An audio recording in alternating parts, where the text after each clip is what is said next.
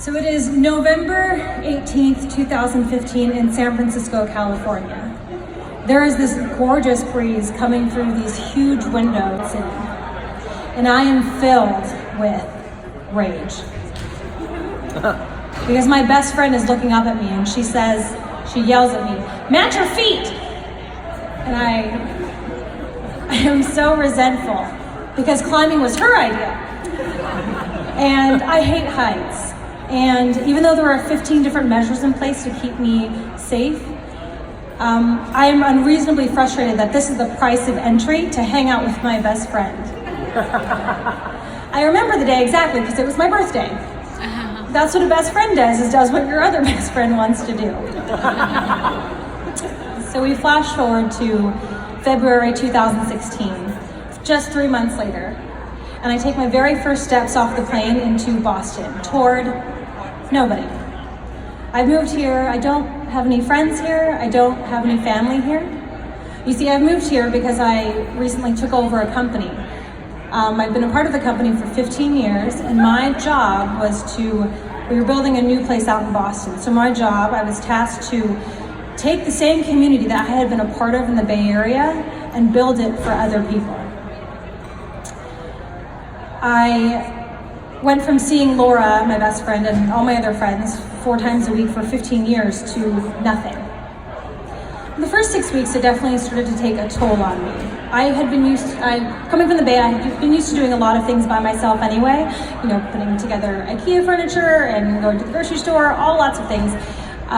But it's different when you make that choice. So I did a lot of things by myself. I took a lot of long walks. I listened to podcasts. I went to a few movies by myself, which were pretty good and hit or miss. It took a very dark turn. If you've ever seen the movie Brooklyn, it's an Oscar-nominated film about a girl who leaves home and immediately regrets it. I think that one thing that people don't talk about enough when you move homes is that having a face-to-face conversation with somebody who really knows you, you miss when you move. So I decided to take a step out and start trying a little harder. I tried a running club, which is weird because I hate running. I went to a card game meetup where they teach you this really cool card game called Sheep's Head. It's like an old lady card game like bridge, but I kept forgetting the rules, which was frustrating for everybody because they way knew the rules. But that's on me. I even got so desperate that a couple of people in my neighborhood invited me to go see 10 Cloverfield Lane, and I hate horror movies. By the way, if you do not know, if you're watching a horror movie and you don't want to cover your face, you can just cross your eyes, and then nobody can tell that you can't see the movie. And it did not work.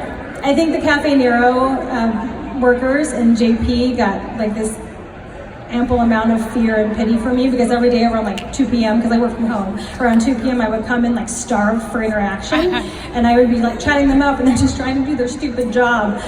By the way, Travis loves indie rock and I think he's pretty much a Gemini. So I was relaying this to my sister over the phone. I have a twin sister and I was talking to Brittany and I was like, I just don't, it's really hard. And she said, why don't you try going to a rock climbing gym? And I said, well, I've only ever gone rock climbing with Laura, with the two of us. And we had belays, I don't know anybody. And she says, why don't you try bouldering?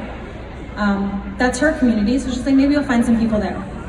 So I decided to leave my hovel in JP and I take the orange line, full of unlooted Dunks cups, and I take the orange line to the red line, and then I walk up the steps at Porter Square Station for the first time of many, and I walk the half a mile to BKB. And I walk in, and it is filled with people, with big groups and small groups and friends and partners and loud people and music and things, and it's something that I have dropped into that has already been going on. And I am immediately overwhelmed. But I sign my waiver and I get my rental shoes, yeah? And the BKB employee takes me around the gym and they teach me how to fall, and they teach me about the auto belay, and then they ask me what I'm thinking about, like what I'm excited about for climbing, and I was like, yeah. And then the person who was obligated to be my friend leaves.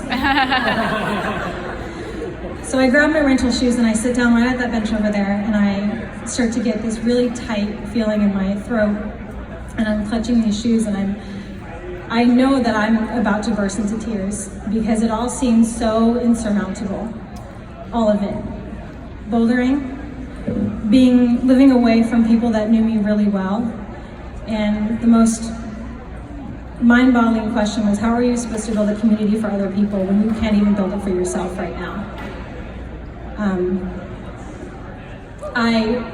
It wasn't about regret. I knew I didn't want to go back, but in that moment, I did not know how to move forward.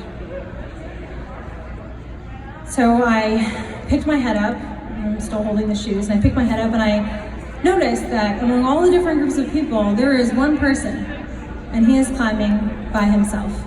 He's got blonde, curly hair, it's kind of like sandy blonde, and he looks like he's around my age, which is a great age. And I'm thinking, he's climbing by himself, I can climb by myself. So I start. I climb one, and I climb the second one, and then I climb a third one. And I should pause here and tell you, I don't mean one route, I mean one hold. Like one and then down, 2 holds. It's a whole process. It's great. And after about 45 minutes of this, I look over, I notice that the guy who's been climbing by himself is actually climbing right near me now. And then we have the best interaction that happens in humans, which is we make eye contact. And it's been like 6 weeks for me. I'm like, oh, I haven't been hugged in 6 weeks, this is great. So we make eye contact, and then I get outside of myself and I look over at him, and we made eye contact a few times, and I say, hey, and I put my hand out and I go, I'm Courtney. And he says, I'm Ted. And we start talking. And it turns out he also is from California. And he also just moved here. And he also was there that day because he also didn't know where else to be. And we kept talking. And there was climbing and talking and this nice ease that comes with just starting to know somebody brand new. And it clicks. And as we're wrapping up, I'm putting my shoes away and we're gonna split ways, he says, oh, I'll probably see you around. And I say, yeah, if I do, I'll make sure I say hi. And I do see him again. And I do say hi.